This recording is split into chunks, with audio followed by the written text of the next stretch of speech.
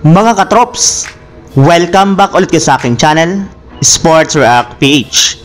At ngayon nga ay pag-uusapan natin ang naibalitang bagong pangmalakasang lineup ng Oklahoma City Thunder pagkatapos ng trade deadline.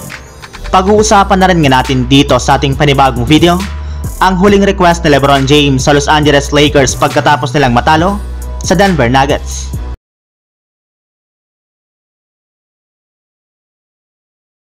Sa kabila nga po mga katrops ng pagiging angat ng Oklahoma City Thunder sa standings ng Western Conference, ay hindi pa rin nga po talaga kontento ang kanilang team sa kanilang kasalukuyang lineup ngayong season. Sa katunayan, isa nga po sila sa mga nagpalakas ng koponan bago ang trade deadline matapos nga po nalang i-trade ang kanilang mga players na sina Trey Mann, Davis Bertans at draft compensation upang makuha nila ang dating NBA superstar si Gordon Hayward mula sa Charlotte Hornets. Kaya dahil nga po sa ganitong klaseng trade ay mas napalakas pa nga po ng OKC Thunder ang kanilang lineup, lalo pat nag-a-average rin naman nga po si Hayward ngayong season ng 14.5 points, 4.7 rebounds at 4.6 assists per game sa kanyang 46.8% shooting. Isa pa, bubuuhin na rin naman nga po ang kanilang lineup ni Shai Gilgeous-Alexander, Josh Giddey, Chet Holmgren, Jalen Williams, Lu Dort, Gordon Hayward, Jalen Williams, Aaron Wiggins at si Cason Wallace.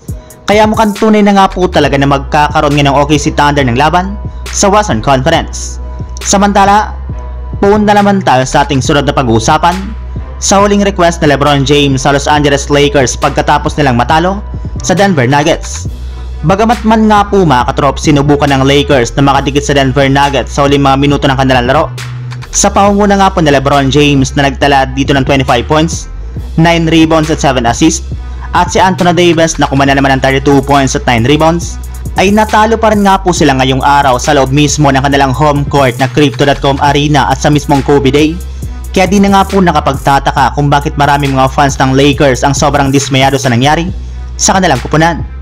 Pero ayon na rin naman nga po kay LeBron James, naging maganda rin naman nga na po sana ang kanilang pinakitang performance, since hindi nga po sila agad na sumuko, sadyang mas maganda lamang nga po naging execution ng Denver Nuggets sa huling mga minuto ng kanilang laro. Kaya tanggap nga po ng kanilang team ang kanilang mga pagkakamali. Sinabi rin naman nga po ni LeBron James sa kanyang post-game interview na ngayon nga po natapos na ang trade deadline, ay mas gusto nga po niya na maging healthy ng kanyang mga teammates, gayong sa ganyang paraan lamang nga po sila magkakaroon ng mas mataas na tsansa para manalo sa kanilang mga laro at makagawa ulit ng magandang run sa pagtatapos ng regular season at sa pagpasok ng playoffs. So yun lang mga katrops, ang handog kong story ngayong araw. Sana nag-enjoy kayo, please like and subscribe my YouTube channel, Sports React PH, para sa iba pang story at update patungkol sa NBA. Kita-kits muli sa ating susunod na video.